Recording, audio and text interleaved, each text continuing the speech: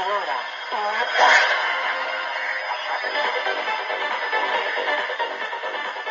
R3, ραδιοφωνικός σταθμός Μακεδονίας. 102 FM, 1044 Μεσαία, τρίτο πρόγραμμα Βραχαία.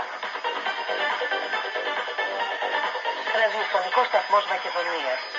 Από τη Θεσσαλονίκη για όλη την Ελλάδα και σε όλο τον κόσμο.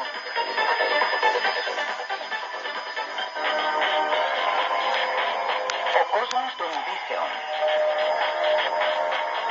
Για ό,τι συμβαίνει στην Ελλάδα, για ό,τι συμβαίνει στον κόσμο, καταγράφουμε την επικαιρότητα και αναλύουμε τα γεγονότα.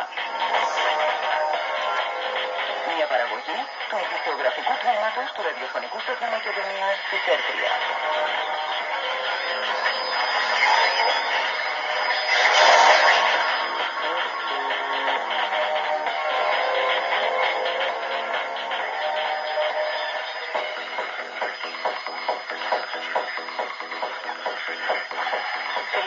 Καλησπέρα κυρίες και κύριοι. Είναι η βραδινή σας ενημέρωση από το τμήμα ειδήσεων του ραδιοφωνικού σταθμού Μακεδονίας ΕΡΤΡΙΑ. Στο μικρόφωνο είναι η Μαρία Γουγκλάου, στον ήχο η Αγγέλη Συμπρέλου και στο συντονισμό της εκπομπής ο Μπάμπης Μασταρόπουλος. Να δούμε την επικαιρότητα σε τίτλους.